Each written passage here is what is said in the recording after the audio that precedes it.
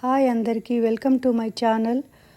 2-3 రోజుల నుంచి మాకు వర్షాలు కురుస్తున్నాయి. స్కై చూస్తే మీకు అర్థమవుతుంది కదా. అందుకే నేను ఇక్కడ వేడివేడిగా కంఫర్ట్ ఫుడ్ కుక్ చేయడానికి ప్రయత్నిస్తున్నాను. ముందుగా బీన్స్ కర్రీ కుక్ చేస్తున్నాను. దానికోసం ప్యాన్ పెట్టి దాంట్లో కొద్దిగా ఆనియన్స్ అండ్ గ్రీన్ చిల్లీస్ వేసి అవి బాగా కుక్ అయ్యి బ్రౌన్ అయ్యేదాకా ఫ్రై చేసుకుంటున్నాను. ఆ తర్వాత అందులో కొద్దిగా ginger garlic paste and turmeric powder కూడా వేసి మంచిగా కలుపుకుంటున్నాను. అవి కూడా ఫ్రై అయ్యేదాకా మంచిగా కలుపుకుంటున్నాను. మీరు చూస్తే నేను ముందుగానే ఇక్కడ బీన్స్ కట్ చేసి బాయిల్ చేసి పెట్టుకున్నాను.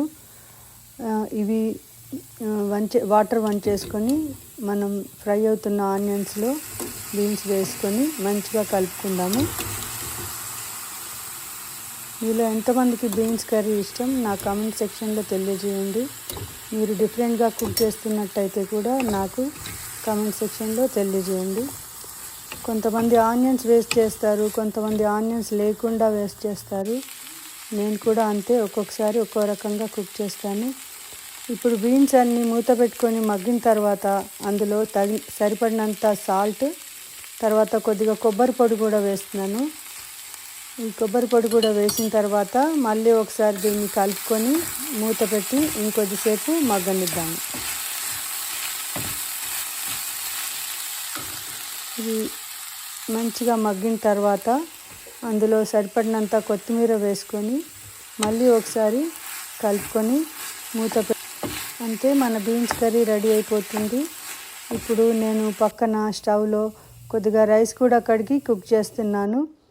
ఆ తర్వాత ఇంకొక కడాయి పెట్టి అందులో నేను రసం కుక్ చేస్తున్నాను. ముందుగా ఆయిల్ వేసి అందులో ఆవాలు చిటపట్లాడుతున్నాయి. ఇప్పుడు ఎండుమిర్చీలు వేసాను. ఈ ఆవాలు ఎండుమిర్చీలు కూడా కొద్దిగా కుక్ అయిన తర్వాత ఇందులో ముందుగానే కట్ చేసి పెట్టుకున్న ఆనియన్స్ అండ్ గ్రీన్ చిల్లీస్ వేస్తున్నాను. ఇదేంటి ఇలా వేసింది రసంలో అనుకోకండి. కొన్నిసార్లు నేను ఆనియన్స్ లేకుండా రసం చేస్తాను, కొన్నిసార్లు ఆనియన్స్ వేసి రసం చేస్తాను. ఒక్కొక్కసారి ఒక్కో టేస్ట్ వస్తుంది. ఇప్పుడు దీంట్లో కొద్దిగా పసుపు వేసుకుంటున్నాను. పసుపు వేసి దాన్ని కూడా ఒకసారి మంచిగా కలుపుకుంటున్నాను. ఆ తర్వాత ముందుగానే కట్ చేసి పెట్టుకున్న టమాటోస్ వేసి ఇది అలాగే మూత పెట్టి మగ్గనిస్తున్నాను. అవి మగ్గిన తర్వాత మూత తీసి ఒకసారి కలుపుకుంటున్నాను. ఆ తర్వాత అందులోకి కొద్దిగా కరివేపాకు కూడా వేసి కలుపుకుంటున్నాను. ఆ తర్వాత మళ్ళీ ఒకసారి ముందుగానే నేను ఇక్కడ గార్లిక్ అదేవిధంగా పెప్పర్ అండ్ తర్వాత జీలకర్రని కూడా దంచి పెట్టుకున్నాను. వీటన్నిటిని ఇందులో వేసి ఒకసారి కలుపుకుంటున్నాను. ఆ తర్వాత దీన్ని ఒకసారి మగ్గనిస్తాను.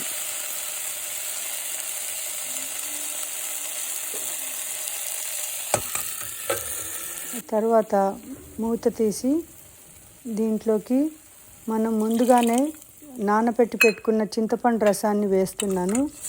దీన్ని కూడా ఒకసారి కలుపుకున్న తర్వాత దాన్ని సరిపడినంత వాటర్ వేసి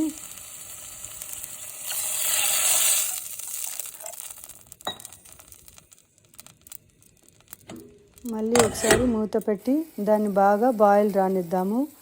ఇవన్నీ బాగా బాయిల్ వచ్చిన తర్వాత అందులోకి కొద్దిగా ధనియాల పొడి వేసుకుందాము. తర్వాత కొద్దిగా ఉప్పు కూడా వేసుకుందాము.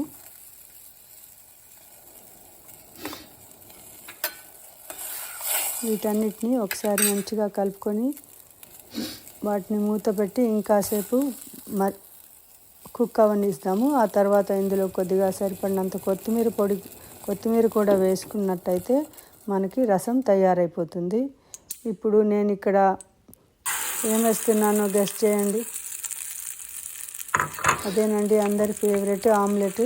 మీరు ఒకవేళ ఎగ్ తినకపోతే ఐఎమ్ సారీ, బట్ మా ఇంట్లో జనాలకి ఈ వెదర్లో ఎగ్ తినాలనిపించింది. అందుకే నేను పప్పు బదులు ఈరోజు ఆమ్లెట్ వేస్తున్నాను.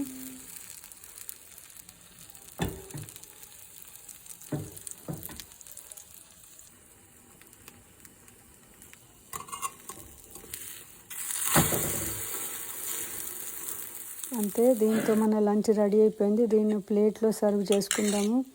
రోజు ఏదో ఒక సాలడ్ పెట్టుకుంటాము. అందు గురించి ఈరోజు నేను కొన్ని క్యారెట్ ముక్కలు కట్ చేసి పెట్టుకున్నాను. ఆ తర్వాత కొద్దిగా బౌల్లో రసం తీసుకున్నాను. మీరు గమనించినట్టయితే నా రైస్ కొద్దిగా కలర్ డిఫరెంట్గా ఉంది. అది ఎందుకు అట్లా ఉందో మీకు ఏమైనా డౌట్ వచ్చుంటే నా కామెంట్ సెక్షన్లో తెలియజేయండి. నేను ఆ డీటెయిల్స్ కూడా చెప్పడానికి ప్రయత్నిస్తాను, నేను ఏం కుక్ చేశాను అనేది.